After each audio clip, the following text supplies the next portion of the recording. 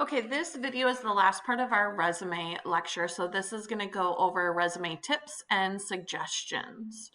So hiring decisions are rarely based solely upon the resume. So that's important to remember. You have to think of your resume as an advertisement to get that interview. So you want to give the facts about yourself. You want to be concise. You want to be positive. Give your employment history and your accomplishments.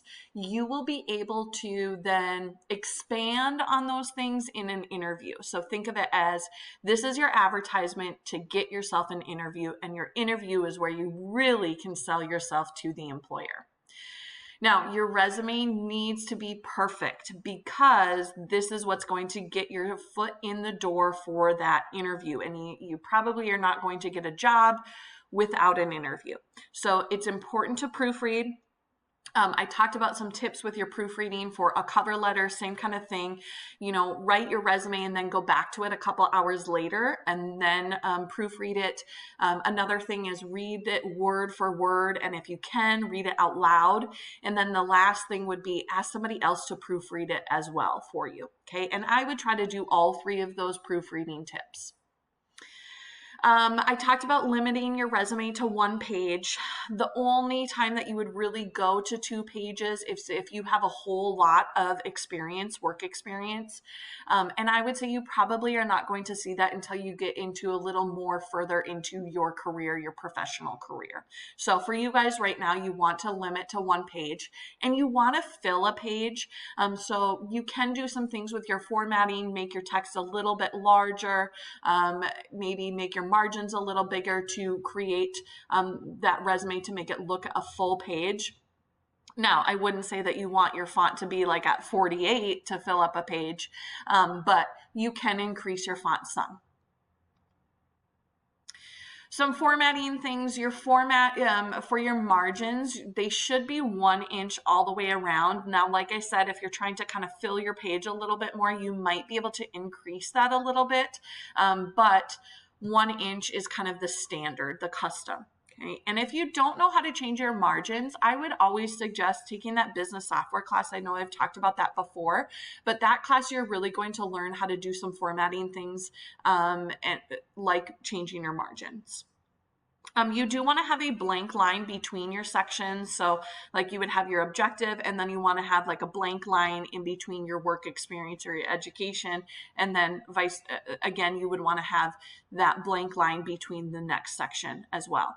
It just makes info stand out a little bit clearer. It makes it easier to read. It makes it look cleaner. The format really looks nice with that blank line. As far as text size, 10-point font size would be the minimum.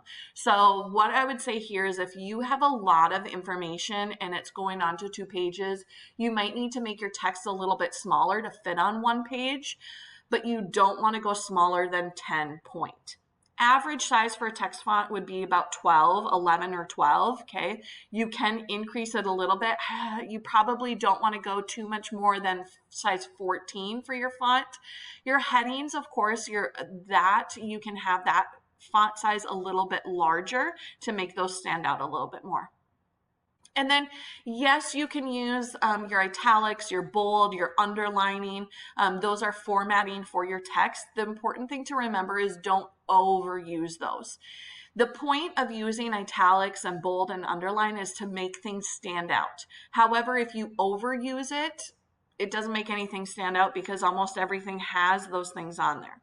I would say you might want to look at using italics, bold, and underlining or for your headings, just to make those stand out a little bit more. And then make sure that you're consistent with your headings, that they all have the same format.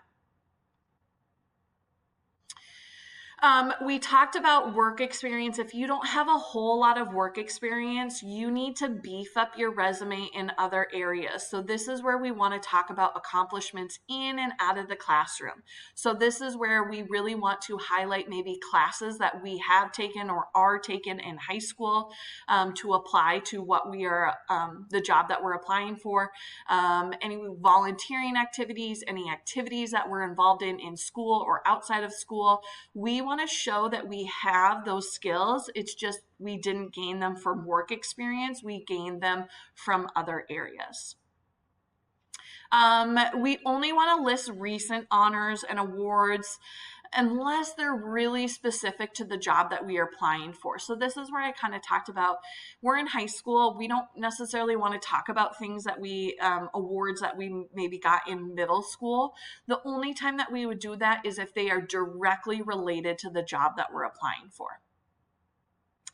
And then we want to present our job objective in a manner that relates both to the company and the job description. So it's important. Remember, I talked about that job objective we need to change for each job we're applying for. So we really want to look into the company, the business that we're applying for, and then also make sure that you're reading that job description. And then editing our objective based off of that company and the job description. Remember, your resume, you are selling yourself. So we got to talk about ourselves. We got to brag about ourselves. Some people have difficulty doing that. We need to highlight the skills and the abilities that we have that are appropriate for the position that we're applying for. We need to separate ourselves from potentially hundreds of other applicants. So we need to sell ourselves. What makes us a better choice for this job above other people? And then also, this should be obvious, but we want to tell the truth. Okay, never, ever, ever lie on your resume. Make sure that everything we put on our resume is factual.